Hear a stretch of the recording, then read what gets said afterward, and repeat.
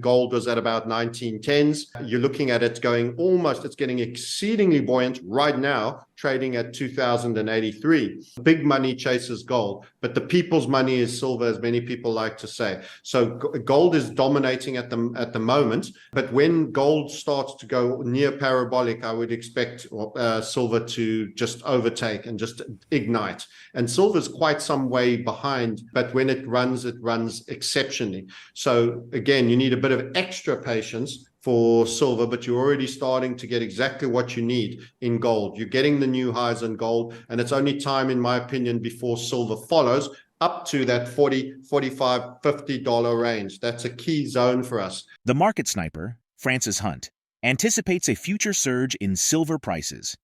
Although silver currently exhibits volatility and may take some time to catch up to gold's dominance, Hunt believes substantial gains are on the horizon, with a potential target range of $40 to $50. Silver has shown itself to be very noisy as we continue to see a lot of volatility. This market will continue to attract a lot of attention, and it is probably only a matter of time before we go higher. Highlighting silver's historical performance during the 2020 market rally driven by lockdowns, zero interest rates, QE measures, and widespread fear, silver's gains surpassed that of gold. Silver surged 43% from January to December 2020. Compared to gold's 20.8% rise. Even when gold hit $2,000 per ounce with a 39% gain, silver soared to nearly $30, reflecting a remarkable 147% increase. While gold currently holds sway in the market, Hunt suggests that silver will eventually catch up, emphasizing the need for patience in anticipating its performance. The silver price, however, presents potential negative trades, signaling a possible downturn, but an explicit confirmation is awaited before taking a stance. Hunt highlights the historical correlation between the gold-silver ratio and interest rates. The gold-silver ratio fluctuated widely from 2021 to 2022, reaching a peak of 114.77, the highest since 1915. This historical relationship underscores the significance of interest rates in shaping the dynamics between gold and silver. According to FX Empire, the breakout trend is expected to commence in gold, possibly as early as 2023 or 2024. The projected rally for gold includes targets above $3,100, with a dedicated climb to levels surpassing $4,500. Drawing parallels with past events, there's a belief that the current market conditions may resemble those of August 2000.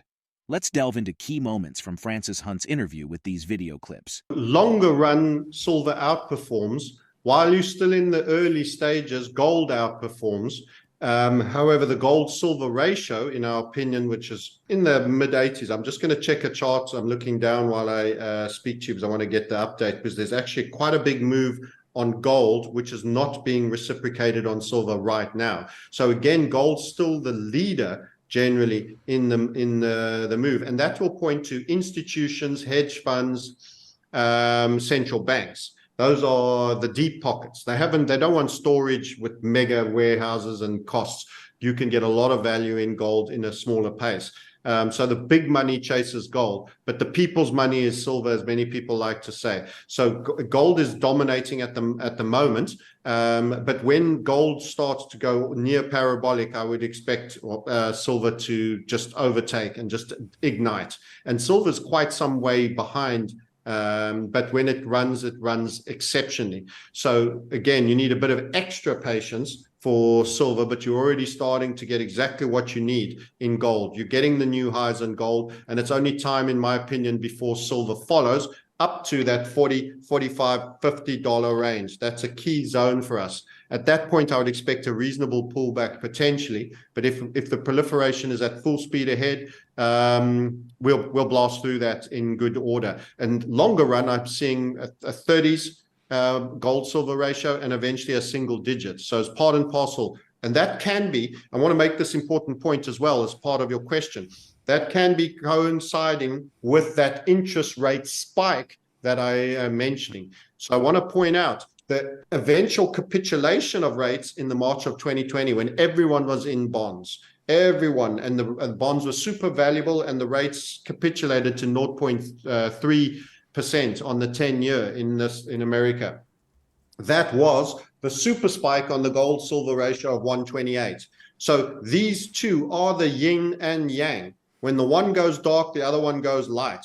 They are coincident in the major events. So when people are peak bullish bonds, they're not holding gold and silver. When they're prepared to take 0.3% yield a year for an investment, they're not thinking gold and silver. When they no longer have any confidence in bonds, they're absolutely thinking capital preservation, and they're only thinking about gold and silver. So the two events coincided, the blow off in the gold silver ratio to 128 and the capitulation in yields, which was a super final end, a bookmarking end to the bond bull market. And it was a bookmarking blow off end to the gold silver ratio.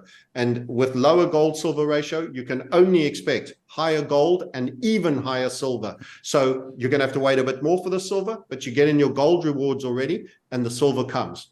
FrancisHunt underscores the significant gold acquisitions made by central banks, with notable participation from China and Russia, shaping a distinct theme in the financial landscape. This trend is a critical focal point in understanding the evolving dynamics of global economics. Despite the muted volume of gold imports into various countries, attributed to elevated gold prices and softened demand, a report from the World Gold Council, WGC, suggests that the trajectory of gold jewelry demand may not experience a resurgence in a high-price environment. However, the same report anticipates a surge in gold investment demand driven by optimistic economic growth prospects. Adding to the discourse, economist Paul Krugman, in a New York Times op-ed, wittily remarks on the enduring appeal of gold, labeling it as a pet rock of ages. Krugman notes a shift in preference as some investors, disheartened by the volatility and scandals surrounding cryptocurrencies, are returning to the traditional allure of gold, a shiny metal pet rock with centuries of established tradition. In alignment with this sentiment, FrancisHunt acknowledges Krugman's characterization of gold, emphasizing a growing interest in gold ownership. The reference to gold as a pet rock of ages becomes particularly relevant amid a rising repatriation trend, reflecting a preference for holding physical gold anchored in historical significance. Let's get back to the interview. The Federal Reserve following the World War II peace agreements. So they co-opted into sustaining, and they tied to the mast, let me use the phrase, the same Western mast, and they now are the alleged buyers. Why would Japan, who's buried in debt, that had yield curve control until recently and has even more debt and lower rates, commit to buying other parties' debts? Surely the sound investment is that which is currently being made by Russia and China, which is in gold. And central banks have been massive buyers this year. By the way, add that to your first question, the theme of the debt, the penny dropping on the debt. Purchases by the big players that are not tied to the mast of the Western scheme. And China and Russia's purchases of gold and many other central banks has been very, very high. Plus repatriations of gold to the likes of the Dutch and other people, all very important. Suddenly everybody wants to know where their shiny metal pet rock is that Paul Krugman speaks about, and wants it preferably in their own backyard rather than somewhere else. And others are quite happy to relieve you of your pet rock and hand you dollar promissory notes, whether they be dollar bills or sell their treasuries for dollars and buy gold. And this is why we're going into the year with it at 2083, looking like it wants 84. And as I'm currently looking, we're on a weekly. If it were the clock to stop, we will do remember we did our highest monthly close on gold. The last time we spoke, you said the video had the strapline, patience of a monk required. You're starting to get those rewards for your patience, and it's 6 months since we spoke. You're going to get not only the highest monthly of November's close against the dollar, but you're now looking good for the best weekly close at the moment. And, we've not got too many days left in this week for it to hang on, and it's looking quite perky indeed. If you want favor and you want to be a journalist that gets led into the meetings to ask questions, the last thing your publication should be doing is highlighting that gold made an all-time high on a monthly close last November. I mean, the month just passed. That's not the kind of journalism they like.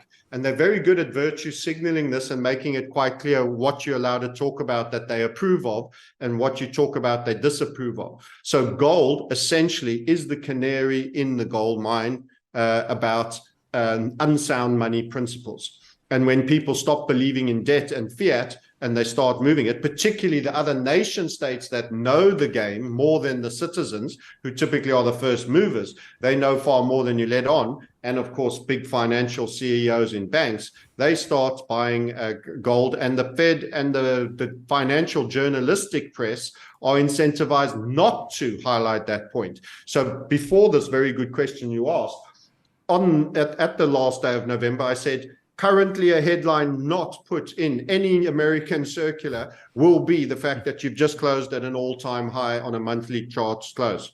And I expect the same for this week. In short, until gold does something fabulous, it'll get a cursory mention, because to ignore it forever will look too much like abject intent. So they might do a cursory mention, but then have some opinion guy that says it's a bubble, it's going to blow off, some kind of nonsense like that, when in actual fact the bubble is debt and gold is the response and is the final holdout point.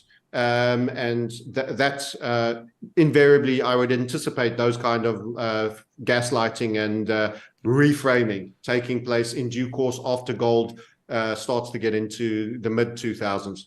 In light of the observed negative trades in the silver market and the caution to stay aside until the price confirms its situation, what key indicators or levels would you be monitoring to gauge the potential direction of silver's performance? Given the enduring appeal of gold amid economic uncertainties, what role will it play in investors' portfolios as a reliable and time-tested asset, especially in comparison to the evolving landscape of cryptocurrencies and other alternative investments?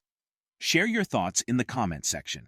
If you liked the video, please subscribe to our channel and remember to activate notifications by hitting the bell icon. Your participation means a lot to us. Thank you.